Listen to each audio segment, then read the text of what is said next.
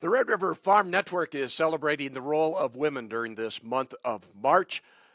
Thanks in part to the Minnesota Soybean Research and Promotion Council for making this possible. I'm Don Wick, and our guest is Vanessa Kummer from Colfax, North Dakota. Vanessa, first of all, appreciate you taking time and joining us as we celebrate this month of March. Thank you, Don. I hope that North Dakota is feeling really good all the way through March. I'm enjoying sunny Arizona and really glad that I can be in the warm weather, but so far you guys have had a pretty good winter also. Yeah, we've done okay for this one. I'm sure guys would like a little moisture as we get into spring, no doubt. Vanessa, let's start by way of introduction. Tell us a little bit about how you got into farming and your background in agriculture. Okay, well, getting into farming was easy. I married a farmer and decided to give up my working in town to join on the farm during doing everyday things like planting and harvesting and being a full part of the farm management. So that was my course into farming, and just like everything else, you just dive in the deep end and learn as you go, I guess. Well, I think you and I first came across each other when you were in leadership with the United Soybean Board. You were serving as chair. If I remember correctly, you were the first woman chair, and if I'm looking right, I think there's only been two that have been in that role. Is that right? Yes, right now we just got done with 1 year of the second woman to chair the United Soybean Board, and so I was glad to see her in that role. It only took about 20 years, or no, 10. Yeah, not that long, but it was a long time coming. And I'm almost prouder to say I was the first one from North Dakota to chair the board. So that was also exciting. Very cool. Tell me about that experience. How did you get into that role, and what was it like? Obviously, I'm sure you were in a boardroom with dominated by the male gender. Yes, when I was on the board, there were 68 members on the board, 6 of us women. And so it was about a 10%, which is not very, does not really represent our population very well. It dropped lower after that, but now I think it is coming back better. I actually started more on the local level. I was on the North Dakota Soybean Growers Association and served as president there for a few years, which got me into really getting into the background of learning about soybeans and that they're more than just a cash crop. So that was a really good experience for me. And when the leadership ability or opening came up on the United Soybean Board, I applied for it. And I think as a woman, we always have this more of a steep or severe on our own selves that we don't know everything. And so, we think we need to know everything in order to be part of these boards, but it's a huge learning process for anyone going on a board.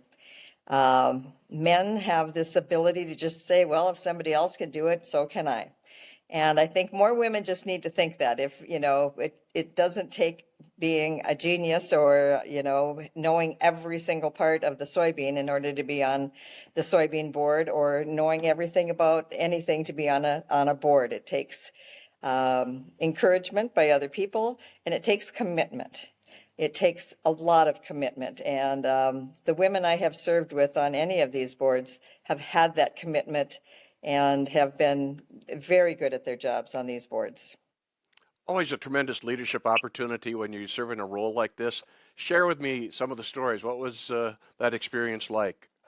Oh, it was almost indescribable. It included a lot of travel, and it included a lot of being with the this morning everything is escaping me, Don. Being with the industry, and Right. so it was a good opportunity to meet the industry leaders and to meet also our customers, both overseas and throughout the United States, and to find out from our customers what they wanted. And in North Dakota, we had this bad name for having lower protein soybeans.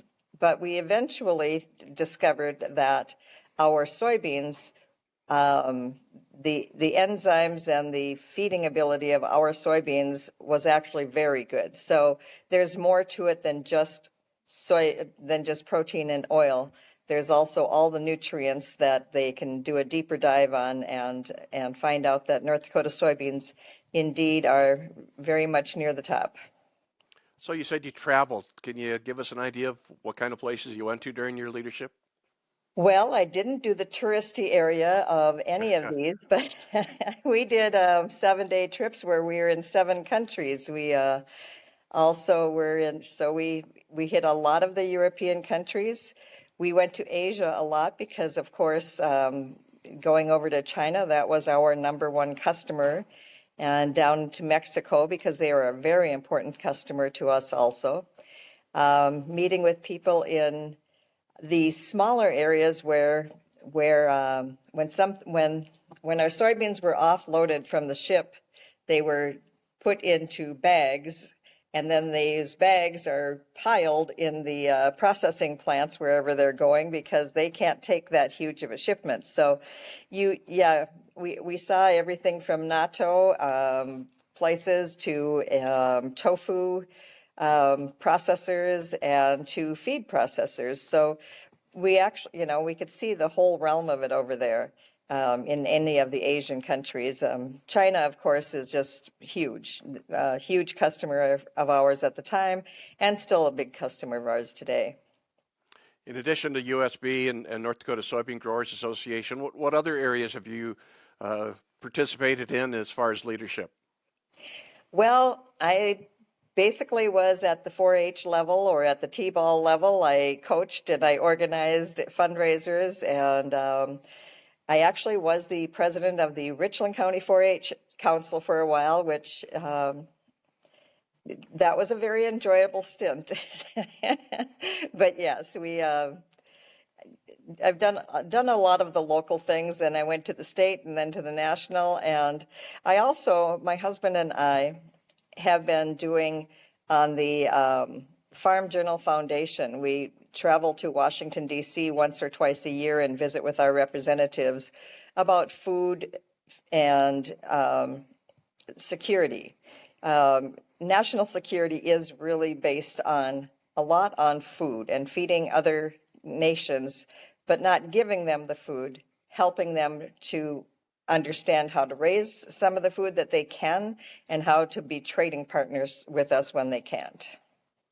Why do you think it's important to really take on that advocacy role and tell that story? Well, because if the farmers aren't telling it, who is? And I know that you guys do a good job repeating our stories and spreading those stories, and I've always appreciated farm broadcasters for that. But the farmer has to say what's going on at home. We have to talk about how, we need safety and chemicals also. We need a good product to, buy in order to raise and sell a good product.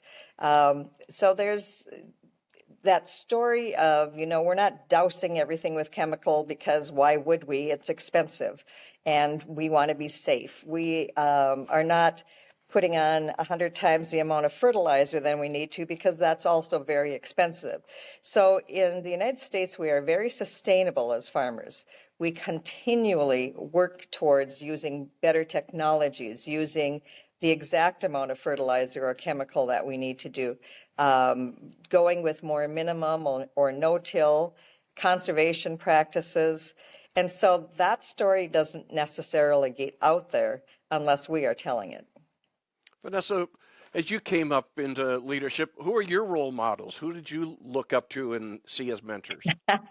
Well, there were very few role models as far as women, other than my mother, who worked every day at the lumber yard and could haul great big huge bags of cement and load 2x4s and everything else like anybody else. So she was my very first role model, of course. And then my parents never told me that I couldn't do things, and so you just try it. And I think that was really the main thing. You just are given the freedom to try things. And my husband has always been very supportive, even though I was gone a lot of days when I was serving on the United Soybean Board. He was very supportive, and my family had to take up the work when I was gone. So everybody really worked around that and helped out a lot. So what advice would you give some of those that are coming behind us now and maybe are considering moving into leadership in some of these organizations or just getting involved? Just step into it. I know it's uncomfortable, but you have to move out of your comfort level, and you just have to just give it a try, get your voice out there, and understand that you are, you think of yourself as smart as the next person down to you, and that you have your own talents and abilities to give. Your abilities and talents are not like everyone else's, but your voice is important.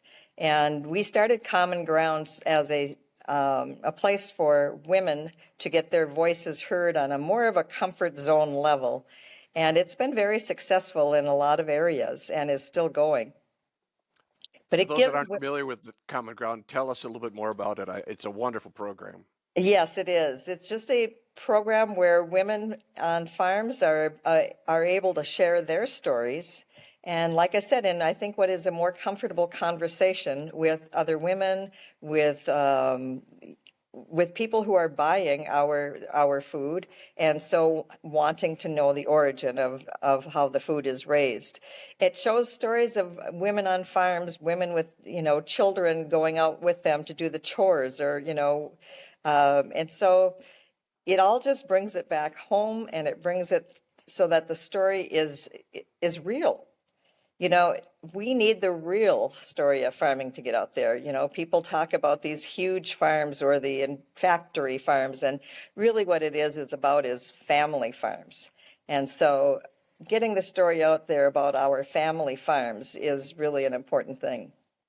I think even just being able to share that story and see you in the combine or getting involved at any level on the farm, it's important to go to that level as well. It is, and I'm seeing more of it from women. I'm seeing more women in social media, more women that I really didn't know were very active on the farm at the same time as I was being active on the farm. But at that point, we didn't have the social media to reach out to each other and to, discuss what was going on or to get help from each other. Nowadays, with social media, the women have more of a network, and it's really good for them. It's good for a woman who lives 20 miles from any other woman that's being on a farm, but to be able to talk to her in person and to being able to say, how do you solve this issue, or what do you do with your kids during the day, or any of those things that we all had to deal with. Yeah, it's really changed our world a lot, hasn't it? Yes, it The has. social media platforms. You're Um, more connected. I would have loved a little connection back in the day. I agree. Any final thoughts that you'd like to share with our audience as we celebrate women during this month of March? Um, it's hard to formulate it, but I just want to encourage all the women out there who are involved in ag to step up and use their voices, and to step out of your comfort zone sometimes and join the boards, because we really need the representation on our boards.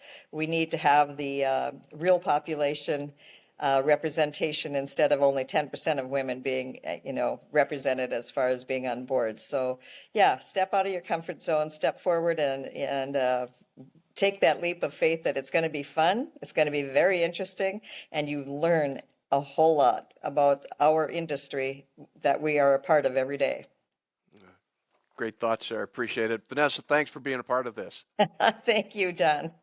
Vanessa Kummer with us as we celebrate what we're calling agriculture during this month of March. Again, our thanks, our title sponsor, the Minnesota Soybean Research and Promotion Council, but we have a lot of other great supporters here as well. For the Red River Farm Network, I'm Don Wick. Thanks, Don.